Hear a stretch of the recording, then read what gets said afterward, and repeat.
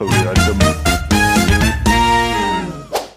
መግለጽ ቅዋም ላዕለወትን ማእኸለወትን ኣመራርሓ ውድብ ህዝባዊ ወያነ ሓርነት ትግራይ መእተዊ ህዝቢ ትግራይ ብመሪሕ ውድቡ ሕወሓት እናተመርሐ ድሕሪ ዘካየዶ መሪር ናይ 17 ዓመታት ብረታዊ ተጋድሎ ክቡር መስዋዕትነት ከፊሉ ንፋሽስታዊ ስርዓት ደርጊ ስዒሩ ዓዲ ካብ ምብትታን ዘድሓደ ሓድሽ ሕገ መንግስታዊ ስርዓት ክተክል ዝገበረ ህዝቢ እዩ።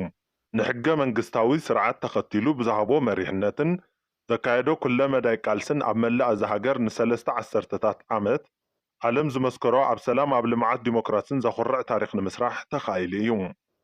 ኣብ ጉዕዞ ሰላማዊ ልምዓታውን ዲሞክራሲያውን ቃልሲ እናሃለና ኣብ ሕሉፍ ቃልስና ዝተሰዓሩ ጸላእቲ ህዝቢ ትግራይ ኣብ ውድብና ሕወሓትን ህዝቢ ትግራይን ዘነጻጸረ ናይ ጸሊይ ዘየቋርጽ ጸለመን ወፍርታት እናካየዱ ድሕር ምጽናሕ ህዝቢ ትግራይ ንምጽናሕ ሕዚ ይከኣል እዩ ኢሎም ኣብ ዝገመትዎ ግዜ ዘራያት ኣኪቦም ኣብ ልዕሊ ህዝብና ጀኖሳይድ ክፍጸም ኣብ ዓድና ድማ ታሪክ ይቅረ ዘይብሎ ኩለ መዳይ ግፍዕን ብርሰትን ፈጺሞም እዮም።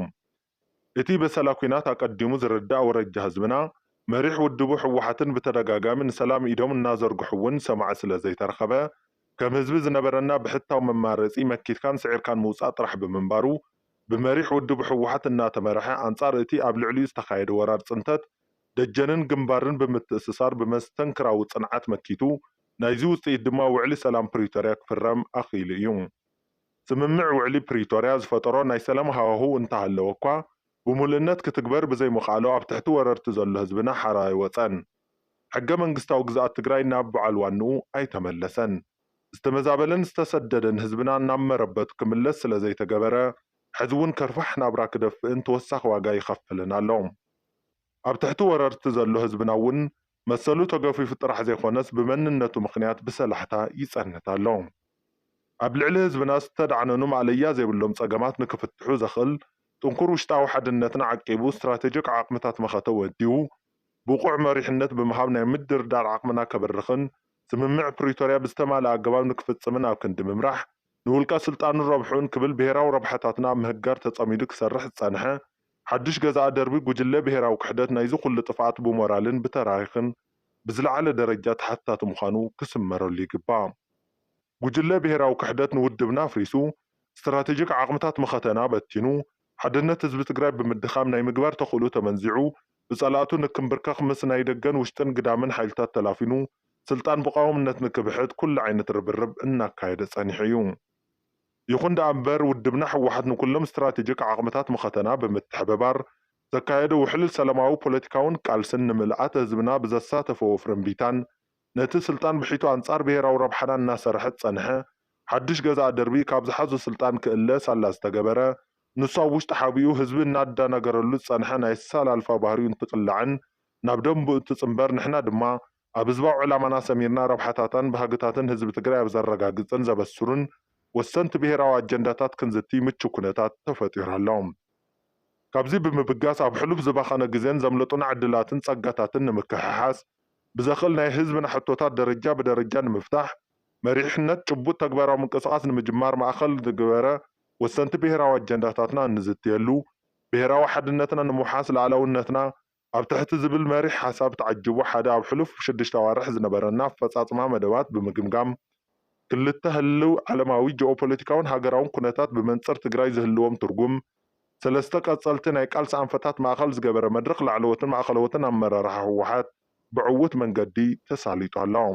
ናይዚ ክልላዊ መድረኽ ተሳተፍቲ ኣካላት ኣብዚ ክልላዊ መድረኽ ንዝተሳተፉ ላዕለወትን ማእኸለወትን ኣመራርሓ 240 ደቂ ኣንስትዮ ዝርከብዎም 1337 ተሳተፍቲ ዝተረኸብሉ ብሄራዊ ሓድነትና ንምውሃስ ላዕላውነትና ብዝብል መሪሕ ሓሳብ ካብ 23 ክሳብ 25 ሚያዝያ 2017 ዓ.ም ኣብ ከተማ መቐለ ኣዳራሽ ሓወልቲ ሰማዕታት ተኣኪብና ኣብ ኣጠቓላሊ ኩነታት ውድብና ህዝብና ብዝርዝር ገምጋም ምይይጥን ኣካይድና ዘለውና ተደራረብቲ ጸገማት ዝፍትሕሉ ናይ ቃልሲ ኣንፈት ብምንጻር መድረኽና ብዕውት ኣገባብ ተዛዚሙ ኣሎ።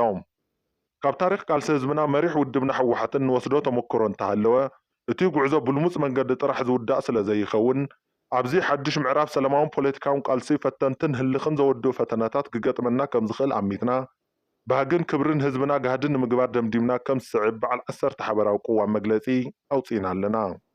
መግለፂ ቅዋም 1 ብሄራዊ ሓድነትና ንምውሓስ ላዕላውነትና ኣብ ትሕቲ ዝብል መሪሕ ሓሳብ ብምዕሳል ግዛኣታዊ ሓድነትና ናዋንኡ ክምለስ ተመዛበልን ዝተሰደደን ህዝብና ውሕስንኡ ተሓልዩ ናብ መረበቱ ክምለስ ኣብ ትሕቲ ወረርቲ ሓይልታት ኮይኑ ሓሳረ መከሩ ዝርኢ ህዝብና ሓራ ንክወፅእ ኩሎም ስትራቴጂካዊ ዓቕምታት መኸተና ብምትሕብባር ሰላማዊ ፖለቲካዊ ቃልሲ ከም እንሕይል ቃል ነኣቱ። 2 ንመደባት ሕውየት ዳግመ ህንፀትን ዝለዓለ ትኩረት ብምሃብ ብዝተወደበ ናይ ሓፋሽ ምንቅስቃስ ክምራሕ ብምግባር በበደረጅኡ ዘሎ መሪሕነት ብዝለዓለ ተወፋይነት ወሲኑ ክወፍር ካብ ተሳትፎ ሓፋሽ ተነፂሉ ዝካየድ ምንቅስቃስ ቀጻልነት ዘይብሉ ምዃኑ ብምግንዛብ ባህጊ ህዝብና ብምትንታን ሕድሪ ጀጋኑ ሰማዕታትና ተሓንጊጥና ኣሰሮም እናተኸተልና ኣብ ዳግመ ሕውየትን ህንፀትን ትግራይ ብዝተነፀረ ስትራቴጂን ኣንፈትን መሰረት ቆጣባይ ዝኾነ ኣጠቃቅማ ሃፍቲ ብምትእትታው ቀዳምነት ዝወሃቦም ሕብረተሰባዊ ክፍልታት ብምንጻር ብሓፈሻ ድማ መላእ ህዝብና ብፍትሓውነት ተጠቃሚ ዝኾንሉ ናይ ዳግመ ህንፀትን ሕውየትን ትልሚ ብቁልጡፍ ተግባራዊ ንምግባር ቃል ንኣቱ። 3 ኣብ ዝሓለፉ እዋናት ህዝብና ብቑዕ ግልጋሎት ፍትሕን ንከይረክብ ብባዕላውን ወድዓዊ ምኽንያታት ኣብ ዝኸፍአ ፀገም ግልጋሎት ጻምእ ፍትሕን ምጽንሑ ንርዳእ ኢና። ኣብዚ መዳይ ህዝብና ልቢ ብምዕባይ ንዘረኣዩ ተጻዋርነት ትዕግስትን ድማ ንንእድ። ነዚ ብምርዳእ ኣብ መዳይ ዘፈር ፀጥታን ድሕነትን ዝረኣዩ ፀገማት ኣብ ውራ መሬትን ምሕደራ ማዕድንን ዝረአ ዘሎ ሓደገኛ ኩነታት ህዝብና ኣሳቲፍና ናብ ስርዓት ክኣቱ ብምግባር ኣብ ስሉጥን ኣወሃባ ግልጋሎት ፍትሓዊ ተጠቃምነትን ክረጋገጽ ኣበርቲዕና ከም እንቃለስን ዝነበሩ ፀገማት ፈቲሕና ንሕሉፍ ብዘካሓሕስን ህዝብና ክነገልግል ቃል ንኣቱ። 4 ብሰንኪ ጆኖሳይድ ዝተሃሰየ ቁጠባና ክሳብ ሕዚ ናብ ንቡር ናይ ምምላስ ስራሕቲ ብዕቱብ ኣይተጀመረን። በዚ ምክንያት ድማ መጠን ድኽነት እናወሰኸ ይኸይድ ብምህላው ህዝብና ብፍላይ ኣብ ትሕቲ ወረርቱ ዘሎ ዝተመዛበለን ዝተሰደደን ህዝብና ምስቲ ዝፍጠር ዘሎ ዓለማዊ ኩነታት ለገስቲ ኣካላትን ክገብርዎ ፀንሑ ውስን ሓገዝ ምቁራፁ ስዒቡ ኣብ ህዝብና ካልእ ተወሳኺ ፀገም እናኾነ ይመጽእ ኣሎ። ስለ ዝኾነ ድማ ቁጠባዊ ሕውየት ምርጋፅ ንፅባሕ ዘይበሃል ናይ ህልውና ሕቶ ኮይኑ ይመጽእ ብምህላው ኣብ ምድፋዕ ማእቶ ዝለዓለ ርብርብ ብምግባር ዓርሰ ምርኮሳና ዘውሕዝ ስራሕትን ምስራሕን ዓርሰ ምትሕጋዝ ብምጥንኻርን ብዝለዓለ ሕራነ ከም እንረባረብ ነረጋግጽ። 5 ስምምዕ ፕሪቶርያ ውፅኢት ክቡር መስዋእትና እዩ። እዚ ስምምዕ ጀኖሳይዳዊ ኩናት ዓጊቱ ናብ ሰላማዊ ፖለቲካውን ቃልሲ ዘሰጋገረ ስለ ዝኾነ ብግቡእ ንክትግበር እናተቃለስና መጺና ኢና። ንተግባራውነቱ ድማ ሕዚ እውን እንተኾነ ተወሰኽቲ መስዋእቲ ንኸፍል ኣለና።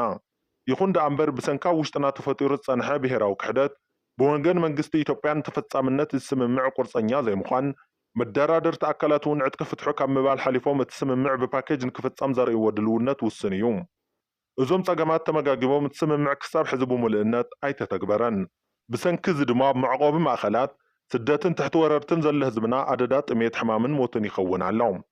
እዚ ፀገም ክፃወሮ ኣብ ዘይኽእለሉ ብርኪ እውን በፂሑ ይርከብ።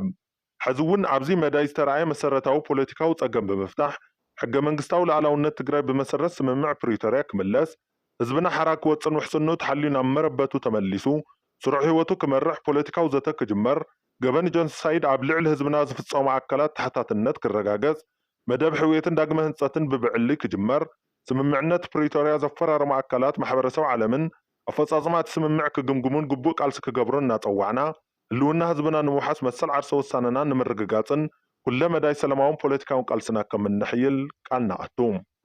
6 ውድብና ሕወሓት ብህዝቢ ተፈጢሩ በብምዕራፍ ቃልሱ ምስ ህዝቡ ወጊኑ ብሓዊ እናተፈተነ ብህዝቢ ተሳሒሉ ኣብ ጉዕዞ ቃልሲ ዘጋጠመ ውሽጥን ግዳምን ፈተናታት ምስ ህዝቡ ኮይኑ እናበድሀ ን50 ዓመታት ኣብ ቃልሲ ዓወትን ጽንዓትን ዝዘለቐ ህዝባዊ ውድብ እዩ።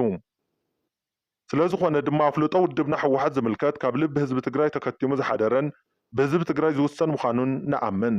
ይኹን ደኣ እምበር ብሰንኪ ዘጋጠመና ጀኖሳይድ ወራር ሕጋዊ ሰብነት ውድብና ኣብ ስምምዕ ፕሪቶርያ ናብ ንቡር ክምለስ እልባት ዘረኸበ ጉዳይ ምዃኑ እናተፈለጠ ብቦርድ መረፃ ኢትዮጵያ ብተደጋጋሚ ስምምዕነት ፕሪቶርያ ብዝፃረር ኣገባብ ናብ ተራ ቴክኒካዊ ጉዳይ ኣውሪዱ ውድብና ከም ብሓድሽ ንክምዝገብ ምፍታኑ እናኾነና ሕዚ እውን ብመሰረት ስምምዕ ፕሪቶርያ ሕጋዊ ሰብነት ውድብና ናብ ንቡር ንክምለስ ንፅውዕ።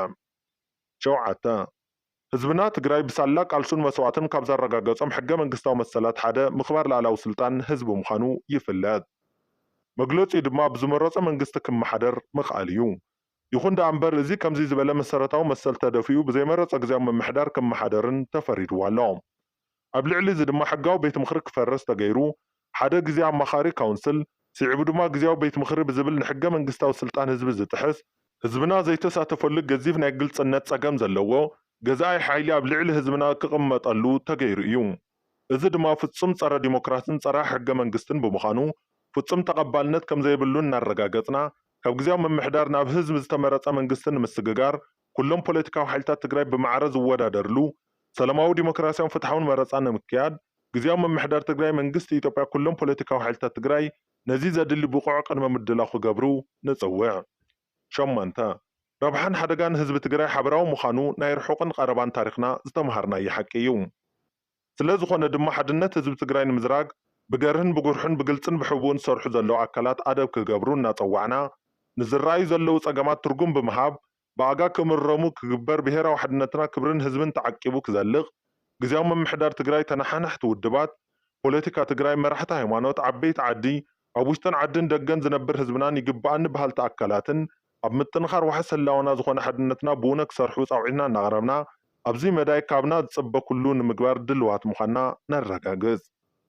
9 ካብ ገጢሙና ዝፀንሐ ውሽጣዊ ናይ ምብታን ሓደጋ ብዝተወሰነ ተናጊፍና ናብ ሕዚ እንርከበሉ ብዓይነቱን ትሕዝቱን ዝተፈለየ መድረኽ ቃልሲ ንክንበፅሕ ናይ ህዝብና ብፅሒት ወሳኒ ምዃኑ ብምእማን ንዝገበርናዮ ኩለ መዳይ ቃልስን ኣዳና ዝለዓለ ምዃኑ እናረጋገፅና ብቐፃሊ እውን ኣብ መደባት ሕውየት ዳግመ ህፀትን ትግራይ ምውሓስ ግዝኣታዊ ሓድነትና ምርግጋፅ መሰል ዓሰ ውሳነና ዝተወደበ ቃልስኻ ክተሕይል እናፀዋዕና ካባና ዝፅበ ኩሉ ዓይነት ዋጋ ንምኽፋል ድልዋት ምዃንና ክነረጋግፀልካ ንፈቱ።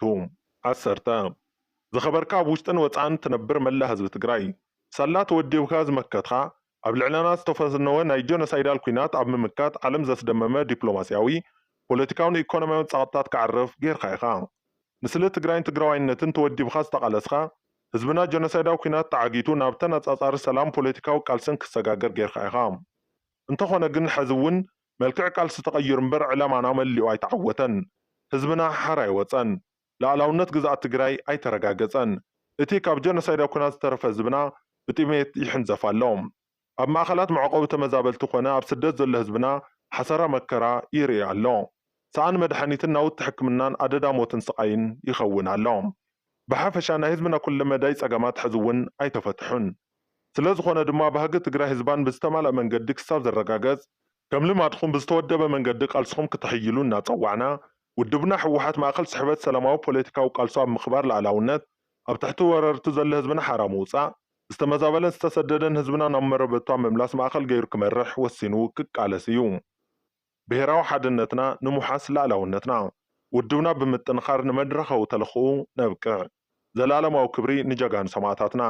ላዕለወትን ማእኸለወትን ኣመራርሓ ህዝባዊ ወያነ ሓርነት ትግራይ 25 ሚያዝያ 2017 ዓ.ም መቐለ